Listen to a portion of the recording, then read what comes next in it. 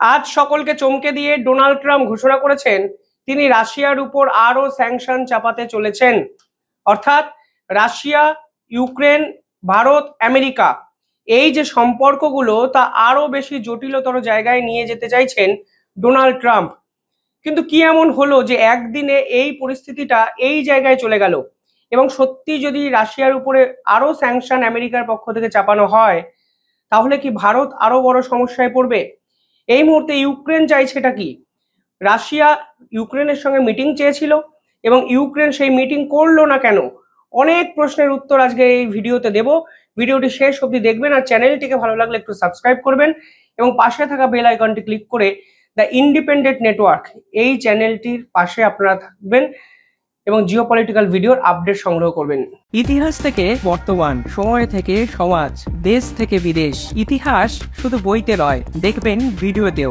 এই নেটওয়ার্ক এখন অনেক বড়। আপনারা দেখছেন দ্য ইন্ডিপেন্ডেন্ট নেটওয়ার্ক। দেখুন, পরিস্থিতি ক্রমশ জটিল থেকে জটিলতর জায়গায় যেতে চলেছে। রাশিয়ার পক্ষ থেকে একটি প্রেস কনফারেন্স করা হয়েছিল কালকে। সেখানে পুতিন সর্বসমক্ষে বলেন যে যেহেতু জেলেনস্কি বারবার রাশিয়ার সঙ্গে মিটিং করতে চাইছেন, তার জন্য আমরা মিটিং করতে পারি, কিন্তু জেলেনস্কিকে মস্কোতে আসতে হবে। আমি নিজে গ্যারেন্টার, কোনো রকম হার্মফুল কোনো ঘটনা জেলেনস্কির সঙ্গে ঘটবে না। অর্থাৎ জেলেনস্কির এই যে রাশিয়া সফর, এই রাশিয়া সফরের ব্যক্তিগত গ্যারেন্টার হতে চেয়েছিলেন পুতিন। এবং রাশিয়ার পক্ষ থেকে পরিষ্কার বলাও হয়েছিল যে ইউক্রেন ওয়ান্টস এ মিটিং, আমিও মিটিং এর জন্য রাজি। এবং এটাও তিনি বলেন যে Moscow is the best place for the negotiation. কিন্তু এই মিটিং যদি করতে হয় তাহলে রাশিয়ার মস্কোতে কিন্তু আসতে হবে। এবং পুতিন বারবার বলেছিলেন যে কোনো রকম সিকিউরিটি কনসার্ন জেলেনস্কিকে কেন্দ্র করে হবে না, আমি নিজে পার্সোনাল গ্যারেন্টার, ফলে জেলেনস্কি যেন চোখ বন্ধ করে মিটিং চাইলে মস্কোতে আসেন। একের পর এক মিটিং তো ব্যর্থ হয়েছে। আলাস্কা সামিট আপনারা দেখেছেন, এই যে ডোনাল্ড ট্রাম্প এবং পুতিনের বৈঠক, কিংবা পরবর্তীকালে ডোনাল্ড ট্রাম্প এবং ইউক্রেন প্রেসিডেন্টের বৈঠক, ডোনাল্ড ট্রাম্প এবং ইউরোপীয় ইউনিয়নের বাকি দেশগুলোর সঙ্গে বৈঠক। যখন কোনো বৈঠকে সুরাহা পাওয়া যাচ্ছে না, তখন পুতিন সরাসরি বৈঠকের একটা আভাস দিয়েছিলেন কালকে এবং জেলেনস্কিকে সরাসরি আমন্ত্রণ জানিয়েছিলেন রাশিয়ায়। কিন্তু জেলেনস্কি সকলকে চমকে দিয়ে এই ইনভিটেশনকে রিজেক্ট করে দেন।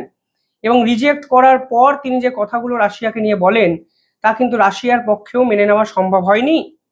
তিনি পরিষ্কার বলেন, আমি কোনোভাবেই টেরোরিস্টদের রাজধানীতে যেতে চাই না। অর্থাৎ রাশিয়াকে তিনি টেরোরিস্ট বলেন এবং মস্কোকে তিনি ক্যাপিটাল বলে আখ্যায়িত করেছেন এবং বলেছেন আমি কোনো অবস্থাতেই মস্কোতে যাব না এবং আমি সন্ত্রাসবাদীদের রাজধানীতে যাওয়ার কথা ভাবতেও পারি না। যদি পুতিন নেগোসিয়েশন চান তাহলে তিনি যেন ইউক্রেনে আসেন। অর্থাৎ এই পুরো স্টেটমেন্টটায় এই যে সমঝোতা খোঁজার একটা আভাস পাওয়া যাচ্ছিল, আরো খারাপ জায়গায় কিন্তু কালকে চলে গেল। কালকে রাশিয়ার পক্ষ থেকে এই স্টেটমেন্টের কড়া বিবৃতি দেওয়া হয়েছে এবং বলা হয়েছে যদি আপনারা বৈঠক চান তাহলে বৈঠকের মতো করার কথা ভাবুন। আপনারা কিসের জন্য টেরোরিস্ট এই সকল শব্দ ব্যবহার করছেন? এই যখন ঘটনা এই জায়গায় গিয়ে দাঁড়িয়েছে, তারপরেই রাশিয়া এই টেরোরিস্ট শব্দটি মেনে নিতে না পেরে ইউক্রেনের উপর সব থেকে বড় আক্রমণটি কিন্তু কালকে করে, যার ফলে ইউক্রেন ক্ষত বিধ্বস্ত এবং প্রায় শেষ পর্যায়ে চলে যায়। যে তথ্য উঠে আসে সেখানে দেখা যায় 800টির বেশি ড্রোন দিয়ে ইউক্রেনকে ঝাঁঝরা করে দেয় রাশিয়া। এবং শুধু ড্রোন নয়, সেখানে ব্যালিস্টিক মিসাইল, ক্রুজ মিসাইল, একাধিক গুরুত্বপূর্ণ অস্ত্র রাশিয়া থেকে ইউক্রেনে এসে কিন্তু আছড়ে পড়ে এবং এর ফলে ইউক্রেনের ক্ষয়ক্ষতি চরম জায়গায় পৌঁছে যায় একদিনের এই ডেডলি আক্রমণের ফলে। ইউক্রেন এবং রাশিয়া দুজনের একে অপরের প্রতি কমিটমেন্ট ছিল যে গভর্নমেন্ট স্ট্রাকচারগুলোকে তারা অন্তত আক্রমণের আওতায় আনবে না। কিন্তু রাশিয়া যেভাবে ইউক্রেনের এই টেরোরিস্ট শব্দটিকে অ্যাকসেপ্ট করতে পারেনি, তার ফলে ধরে নেওয়া যায় কালকে ইউক্রেনের যে গভর্নমেন্ট বিল্ডিং তা কিন্তু আক্রমণের আওতায় নিয়ে এসছে রাশিয়া। ফলে এই যে সংঘাত তা কিন্তু এমন একটা জায়গায় কালকে রাতে পৌঁছে গেল যেখান থেকে মিটমাটের কোনো সম্ভাবনাই আপাতত নেই বলেই মনে হচ্ছে।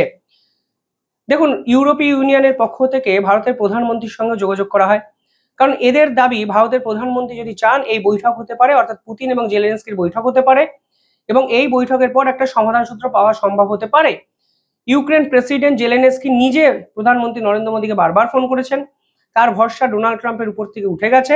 ফলে এই যখন নরেন্দ্র মোদী পুরো বিষয়টা ঢোকার চেষ্টা করেছিলেন এবং শান্তির পথ খোঁজার চেষ্টা ভারত করছে, ঠিক তখনই একটি বৈঠকের আমন্ত্রণকে কেন্দ্র করে ইউক্রেন যেরকম বালখিল্য অ্যাটিটিউড দেখালো, তা কিন্তু সত্যি নজিরবিহীন।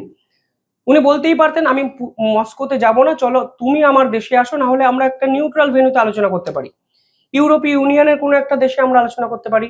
পুতিনের উপর স্যাংশন আছে, ফলে ইন্টারন্যাশনাল কোর্টে বিভিন্ন দেশে যেতেও পারেন, এটাও বাস্তব। কিন্তু এর পরেও এমন কি একটা জায়গা খুঁজে পাওয়া যেত না যেখানে রাশিয়া এবং ইউক্রেনের বৈঠকটি করা যেত? কিন্তু তা না করে পুতিনের মস্কোকে ক্যাপিটাল অফ টেরোরিস্ট বলে দেওয়া, রাশিয়ার বিপক্ষে একাধিক উগ্র কথাবার্তা বলা, তা রাশিয়াই বা কেন মানবে? যেখানে এই পুরো ঘটনায় অ্যাডভান্টেজ পজিশনে যে Russia has nothing to lose, কিচ্ছু হারানোর নেই। উল্টে রাশিয়া কিন্তু গেনার হতে চলেছে। 4টে প্রদেশ দখল করে রেখেছে রাশিয়ার মিলিটারি, এবং ইউক্রেনকে তারা যে সমঝোতার অফার করেছে সেখানেও কিন্তু রাশিয়ারই জয়লাভ হওয়ার সম্ভাবনা বেশি, যেখানে ইউক্রেনের মাথার উপর দিয়ে ডোনাল্ড ট্রাম্পের হাতটা অব্দি চলে যাচ্ছে। ডোনাল্ড ট্রাম্প ব্যর্থ হয়েছেন, ফেল করেছে। আন্তর্জাতিক স্তরে রাশিয়া শক্তিশালী জোট তৈরি করেছে চায়না ভারতের সঙ্গে একত্রে মিলে। ব্রিক্স সামিট আছে, এসসিও সামিট হয়েছে, ফলে সব দিক দিয়ে রাশিয়া কিন্তু অ্যাডভান্টেজ পজিশনে।